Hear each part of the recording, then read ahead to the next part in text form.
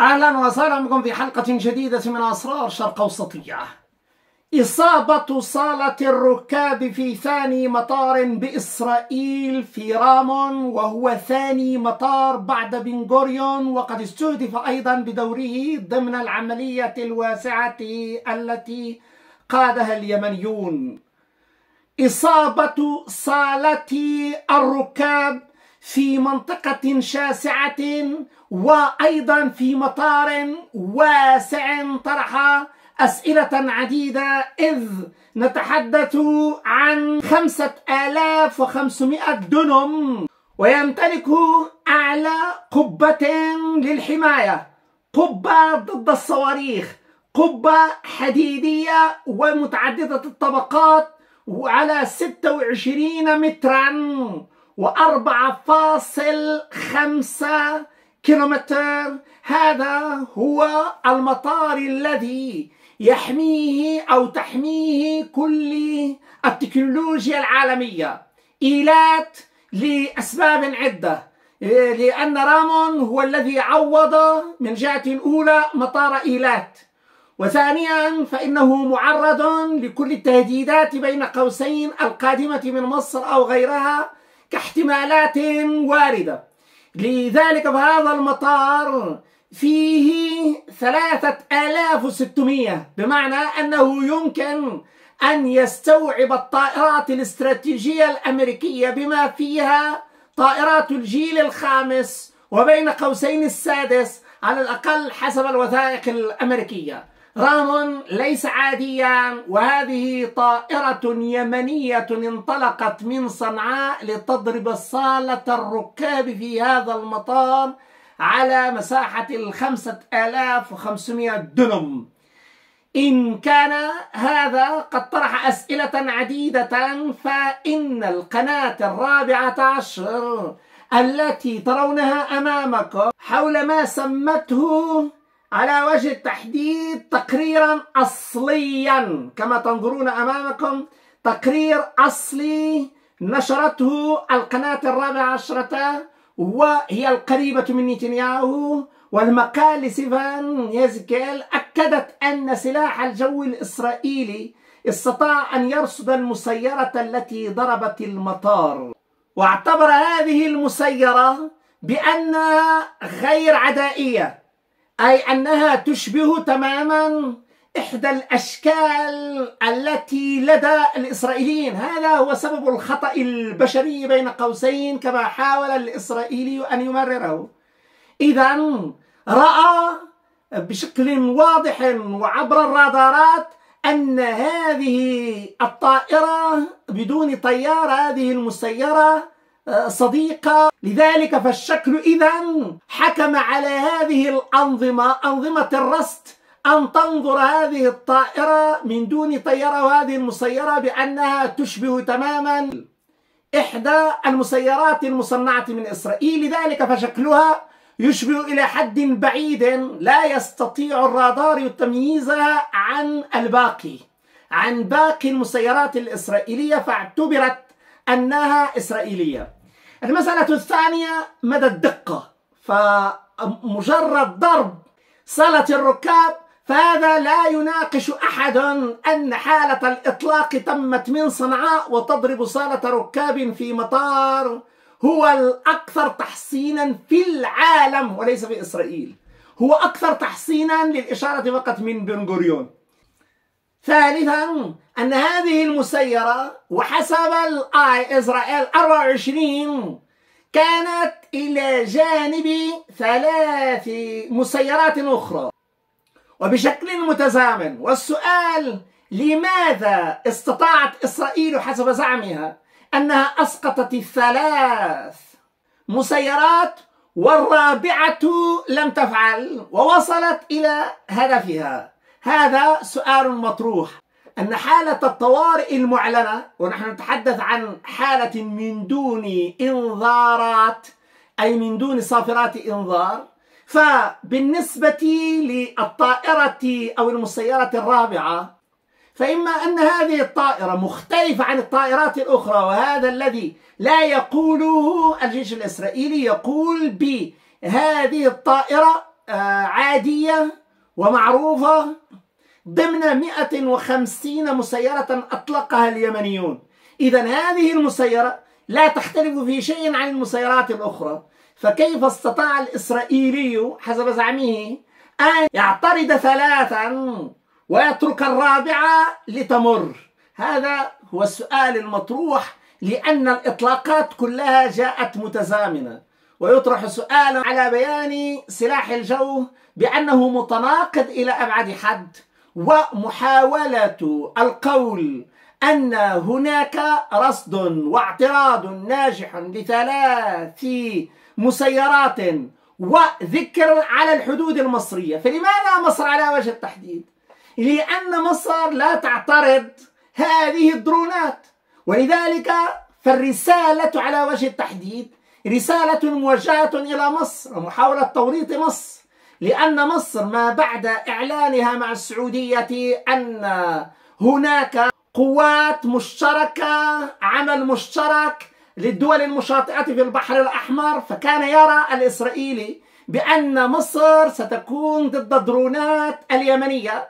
لنجد أن إسرائيل اليوم لم تنجح في الاعتراض، وجرى الاعتراض قريبا من الحدود المصرية، أو أنها لم تعترض شيئا. وفي كل الأحوال فإن التناقض في بيان الجيش الإسرائيلي واضح، خصوصا لسلاح الجو، لأن الدفاع الجوي يتبع سلاح الجو في إسرائيل. هذا كله للقول أن خطأ بشرية لاعتبار هذه المسيرة غير عدائية، وبالتالي لم يكن هناك إطلاق صافرات الإنذار. وبين عنوان القناة 14 وما بين عنوان معاريف نجد أن في داخل المقال مثلا هناك تحقيق أصلي، ثم بعدها تحقيق أولي، وهنا تطرح عشرات الأسئلة التي ظهرت في آخر المقال ب150 درونا يمنيا أطلقوا، وأنه جرى اعتراض 98% من هذه الدرونات. ولو أخذنا بالاعتبار الدقيق للغاية، أي أن ما حدث يصل إلى أكثر من 3 درونات مصورة على الأقل، وهذا يجعل من النسبة نسبة خاطئة. هناك أمر آخر دقيق للغاية بالنسبة ل8 درونات، إذ نتحدث عن 3 من هذه الدرونات وبشكل متزامن.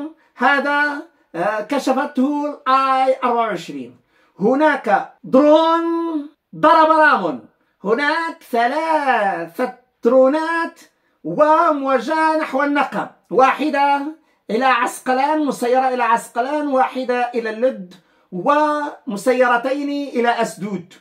وفي كل الأحوال اليوم فإن أهم ما أتى به الآن الإسرائيلي هو استعادة الثقة في ثاني مطار مثل هذا المطار البعيد عن إيلات 18 كيلومترا وبالمواصفات التي ذكرناها. فهذا يعني أن إصابة صالة الركاب في هذا المطار وبال5500 دنم وبابتعاده عن إيلات، كل هذا يضعه صعبا إصابته. لكن أخطر من كل هذا هو ما نشرته معاريف ومن مراسلها أبي أشكنازي، وهو المراسل العسكري للجريدة، فقد قال بأن هذا التهديد ليس جديدا وهو عادي، أي أن هذا الدرون الذي أطلق ليس فيه مواصفات مختلفة عما يطلقه اليمنيون. وهنا لا بد من التأكيد على أن خداع هذه المسيرة للرادارات أصبح أمرا تقنيا، وبالتالي يطرح سؤالا.